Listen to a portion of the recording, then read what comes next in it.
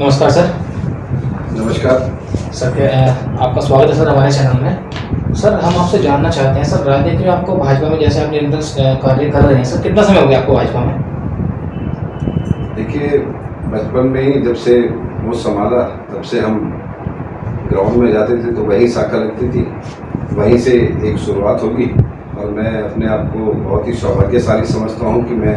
बचपन से एक ऐसे राजनीतिक दल से जुड़ा जिसके लिए राष्ट्रीय और मेरा देश, मेरा धर्म, मेरी संस्कृति सर्वोपरि है। इसके लिए मैं अपने आप को बहुत ही गौरवान्वित और गर्व महसूस करता हूँ कि मैं संघ संगठन से बचपन से ही, बाल अवस्था से ही जुड़ गया। सर, राजनीति में आने का आपका मेन मकसद क्या था सर? आपको मतलब कैसा लगा कि मुझे राजनीति करनी चाहिए? लोगों के मन में आपने या लोगों का ऐसा क्या चीज़ देखा कि आपको लगा कि मुझे इनको समझना चाहिए, इनके लिए कार्य करने चाहिए? देखिए, जब हम शाखा में गए तो पंडित दीनदयाल जी की बातें हैं, जो संघ के और हमारे भारतीय जनता पार्टी का जो हमारा शीर्ष नेतृत्व था, तो हमने उनसे सुना कि पंडित दीनदयाल जी के सपनों के आधार पर एक ऐसी उनकी सोच के साथ ये पार्टी बनाई गई है जिसमें जो जरूरतमंद है, अभावग्रस्त हैं, पिछड़े हैं, वंचित हैं और दलित हैं और जो भी पंक्ति में खड़ा पिछड़ा और अंतिम पायदान पर खड़ा व्यक्ति है, हम सभी को, जितने भी भगवान ने साधन संपन्न और अच्छी सोच के लोग बनाए हैं, उन सभी को कम से कम इतना तो सहयोग करना ही चाहिए कि हम अगर जो अपने देश, धर्म, संस्कृति के लिए और जरूरतमंदों के लिए कुछ करें तो हमारा देश फिर से परम वैभव की ओर और विश्व गुरु की ओर जाएगा और हम सभी सक्षम होकर आत्मनिर्भर बनेंगे। जैसे कि सर, आप अभी नए राष्ट्रीय किसान मोर्चा की कार्यकारिणी में सदस्य बने हैं, तो आप किसानों के लिए किस तरीके से कार्य करेंगे? देखिए, मैं किसान परिवार में ही मेरा जन्म हुआ है और जो भारत देश है वो कृषि प्रधान देश था और हमने देखा कि पूर्व में भी मतलब ये एक ऐसा देश की जो कृषि आधारित, कृषि प्रधान देश जिसकी 80% जनता कृषि पर ही निर्भर थी, लेकिन पूर्ववर्ती सरकारों ने कहीं भी ऐसा कोई काम किया, उन्होंने थोड़ा बहुत, लेकिन वो काम नहीं हो पाया कि जिससे किसान खुशहाल और संपन्न और कृषि भी समृद्ध हो। आपने देखा होगा कि हमारा ही देश एक ऐसा था कि जिसको अन्नदाता तो कहा गया, लेकिन वो अन्नदाता इतनी कठिन परिश्रम के बाद भी अपने बच्चे को जब वो भूख से तड़पते देखता था और उनके सपनों को पूरा नहीं करता था तो वो कहीं ना कहीं आत्महत्या लगातार करता था। एक हमारा ही देश ऐसा था कि जिसमें जय जवान जय किसान का नारा दिया गया।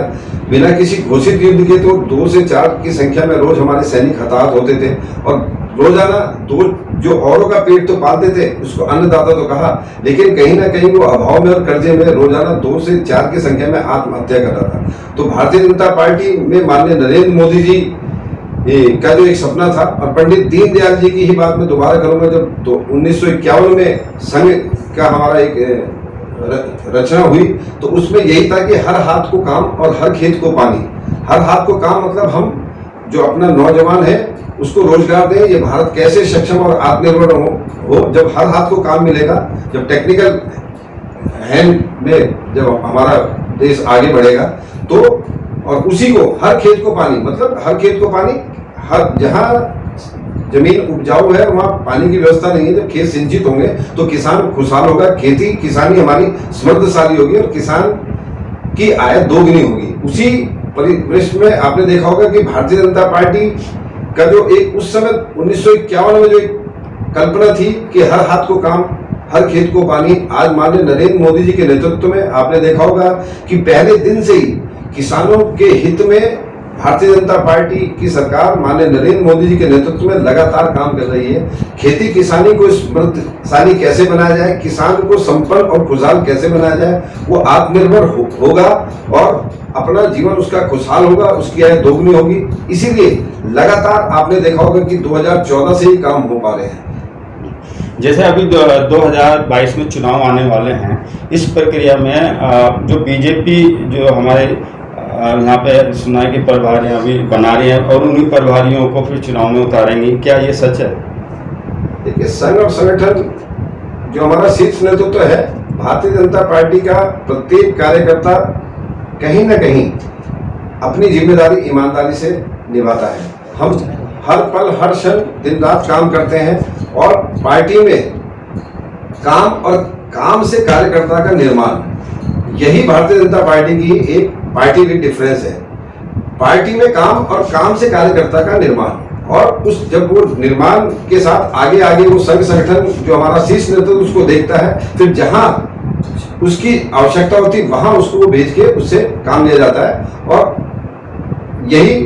भारतीय जनता पार्टी की रीति नीति रही है, यही पार्टी में डिफरेंस में फर्क रहा होगा। आपने देखा होगा कि आज सारे दल एक तरफ और भारतीय जनता पार्टी विश्व की सबसे बड़ी पार्टी बनाई। इसके लिए मैं अपने समस्त देशवासियों को और कहना चाहेंगे या कोई संदेश? मैं इतना ही कहना चाहूँगा कि आज जो ये वैश्विक महामारी कोविड में माननीय नरेंद्र मोदी जी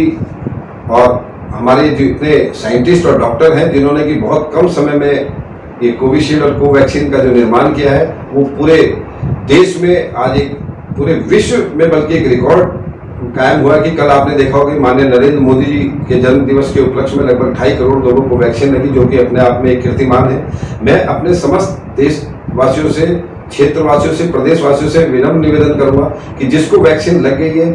वो तो बहुत ठीक है, जिसको पहली डोज लगी वो दूसरी डोज भी समय पर लगाए, और जिनको नहीं लगी, आज हमारे प्रदेश में और पूरे देश में हर तरफ एक अच्छा सुखद वातावरण है। कोविड के जो हमारा सेकेंड फेज था, जो हमने उसको बहुत कठिन समय का भी सामना किया, बहुत से लोग आज हमारे बीच में नहीं है। मैं उनको अपनी श्रद्धा सुमन अर्पित करते हुए उन परिजनों से भी संवेदना व्यक्त करता हूं और यही निवेदन करूंगा कि इसमें कोई लापरवाही ना बरतें। सरकार की ओर से भरपूर मात्रा में इस समय वैक्सीन उपलब्ध है,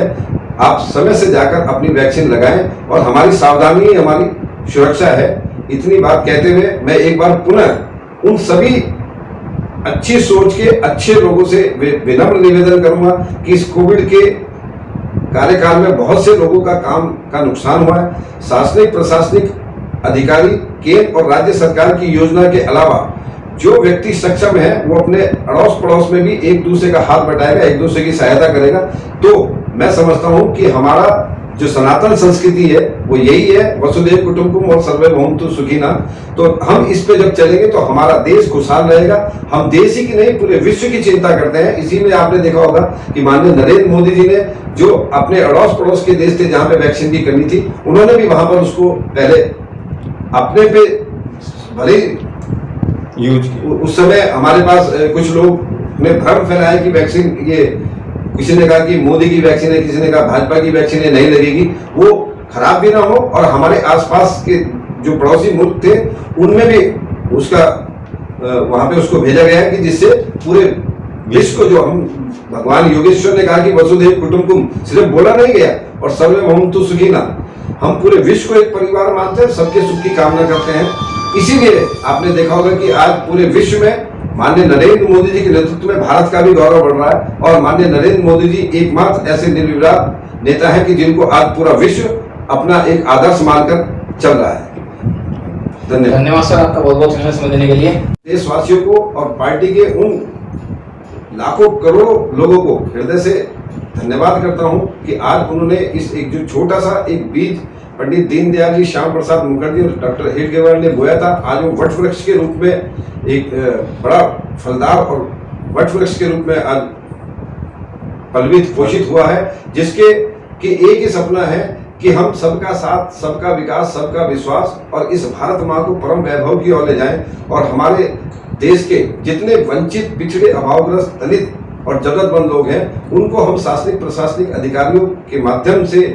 जो भी योजना केंद्र और राज्य सरकार की हैं, हम 2 कदम उनके पास जाएं, उनका हाथ थामें और उन योजनाओं का लाभ उनको दें, उनको साधन संपन्न सक्षम बनाएं। तब हमारा देश आत्मनिर्भर होगा। तब जो लाखों लाख लोगों ने अपना बलिदान दिया और हमारा देश एक भारत श्रेष्ठ भारत, सुदृढ़ भारत और विश्वगुरु भारत बने, तब उस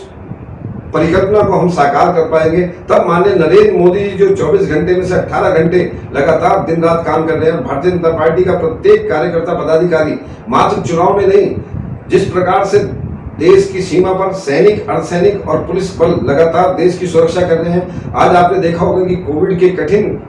कार्यकाल में, इस वैश्विक महामारी में प्रत्येक भारतीय जनता पार्टी का पदाधिकारी दिन रात लगा रहा कि मेरा देश पे जो भी संकट आया, मेरे देशवासियों पे जो भी संकट आया, हमारी जितनी सामर्थ्य है, हम अपनी अपनी सामर्थ्य के अनुसार अपने क्षेत्र में, अपने प्रदेश में, अपने देश में हम सब लोगों ने अथाह काम किया है, तब आज हम इस वैश्विक महामारी से पार पाए हैं। यही भारतीय जनता पार्टी का एक उद्देश्य है कि सबका साथ, सबका विकास, सबका विश्वास। अच्छा सर, जैसे आप कैंट 21 से भी तैयारी कर रहे हैं, लगातार कार्य कर रहे हैं और क्षेत्र में जा रहे हैं, सर आगे की क्या रणनीति है सर आपकी? देखिए, कैंट 21 से कहें आप, या इससे पहले हमारी मसूरी विधानसभा थी, फिर ये लक्ष्मण चौक बनी है, अब ये कैंट में बनी है। लेकिन मेरे को लगभग 32 साल से ज़्यादा, 32 साल से तो मेरे को कहीं ना कहीं जो पहला पद मिला था तो एक वार्ड कार्यकारिणी का सदस्य है, लेकिन मेरे को 34-35 साल हो गए पार्टी में निरंतर काम करते हुए। और तैयारी कुछ नहीं है, भारतीय जनता पार्टी का कार्यकर्ता अपने अच्छे और सच्चे मन से देश हित में और जनहित में लगातार संघ संगठन की रीति नीति पर चलते हुए काम करता है। उसमें मैंने आपको फिर दोबारा मैं बताना चाहूँगा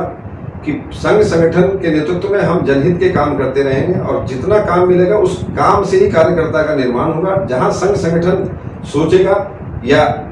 जो जिम्मेदारी देगा, उसको निर्वहन करना भारतीय जनता पार्टी के प्रत्येक पदाधिकारी और कार्यकर्ता का नैतिक कर्तव्य है।